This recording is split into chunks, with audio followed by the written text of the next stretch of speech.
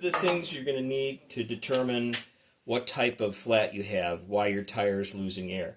You want to get a good gauge. You want to have a four-way tool to remove the valve stem. You don't want a plastic one, you want a metal one. These are compressors. This compressor is actually a bicycle pump compressor for a cyclist, but it works great for any tire that needs air, and this is the one I'm going to use today. You want to get a bottle of water. This is tire sealant, slime, and finally, the last thing you'll need is a $5 bill. I'll get to all that.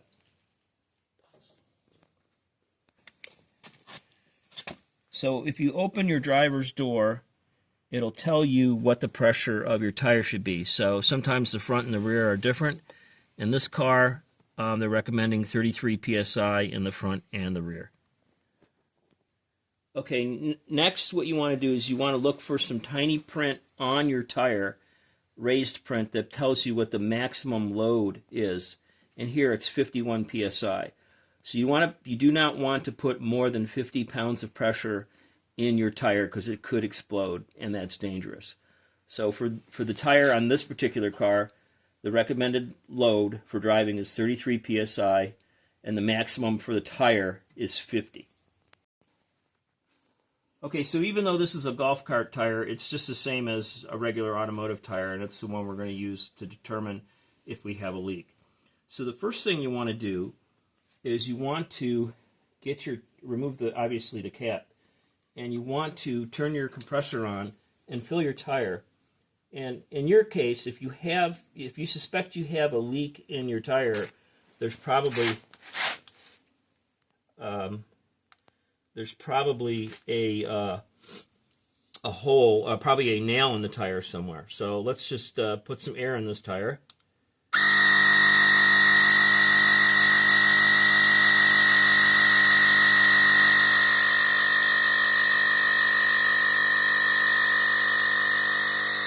Okay, so if your tire is supposed to have 33 psi, I would recommend that you fill the tire up to like 40 psi. Overfill it, but again, don't get near the 50 psi limit. So once you overfill it, the first thing you want to do is hopefully you're in a quiet environment and you might be able to hear a hiss. And if you hear a hiss, then you know you have a leak somewhere. Chances are the leak is somewhere in the tire, on the top, in the treads, I should say, and it's probably a nail or a screw. Now, the second place that tires leak is the seal around the rim. Finally, if you have a nail or a screw in the sidewall, the tire is absolutely no good. It cannot be repaired and it has to be replaced. So if you cannot hear one other thing that is very important that I almost forgot to mention is before you work on your car, you want to drive it back so that the stem is right at the 6 o'clock position. So that way you know your orientation. And if you are going to put tire sealant in it, you can't put sealant in it when the stem is up top here. You want it to be down here. So get in your car and move it so that the stem is right down at the 6 o'clock position. So if you have then used your compressor to overfill your tire by 5 or so psi, and you don't hear a hiss, try to feel around the tire, and maybe you'll feel a nail or something.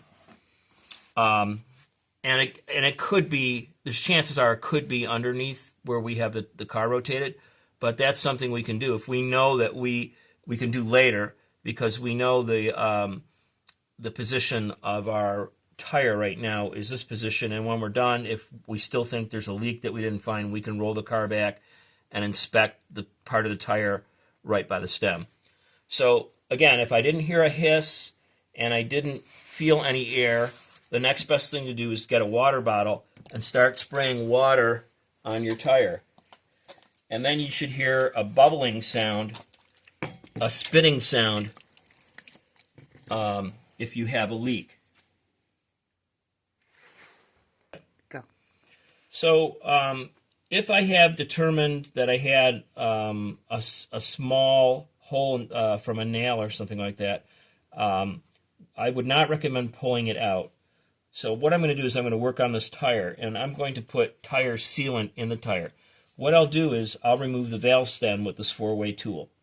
So what you do is you insert it to the point where it can't turn, and then you go counterclockwise, and you gradually remove the stem. And you don't want to remove it entirely, or it will shoot right out, and you might lose it, because you're going to need it again. But bring it out slowly, and eventually this tire is going to 100% deflate.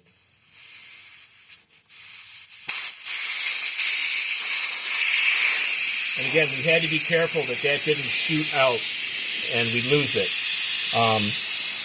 The 4-way tool that I had 4 extras with it, but if you don't have an extra, you need to be very careful that this doesn't shoot out in the deflation process.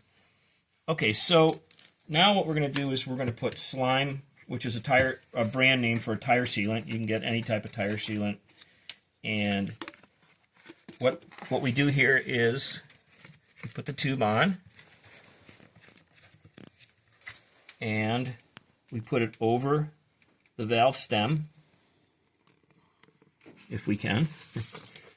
That's a little tricky.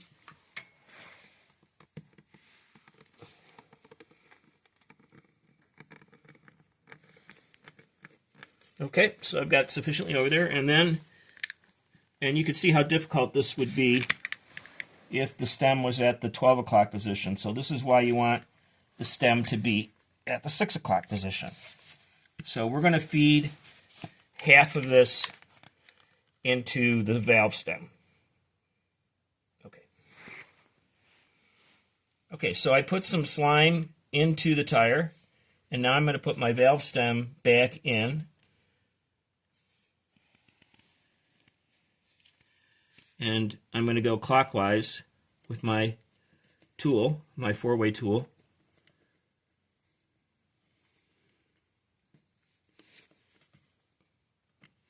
Okay, and now I'm going to reinflate my tire with my compressor. So I'm going to turn it on.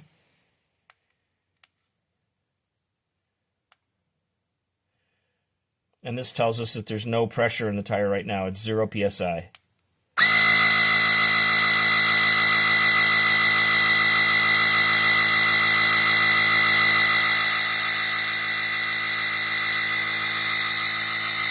You can pause it.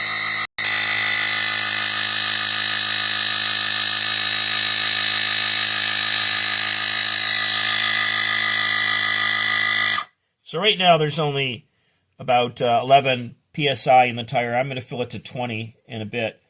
But the next thing I like to do is have a gauge, a really good, accurate gauge, just test, and that is pretty close to 10, the accuracy of my compressor, because these can be very inaccurate. Okay, so now that you have slime in or tire sealant inside your tire, you need to drive the car around, and you probably need to drive it for about 100 miles to get it to slide around inside the tire and plug up the hole. And so chances are if you just load the slime in the evening, your tire will be deflated in the morning. And you might think, oh, well, that sealer thing didn't work. Well, it needs to actually go around for quite a bit. So, do you have to do the 100 miles within a specified period of time? No, it's always going to be wet inside there. And that's actually a good question, because if you can't resolve the problem, then you need the $5 bill. And what that's for is you go to the auto repair shop and you tell them that you have a tire with a leak in it and you can't fix it, and you need a mechanic to find the problem and repair the tire. And the $5 is for the mechanic, because they absolutely hate working on these tires with tire sealant inside.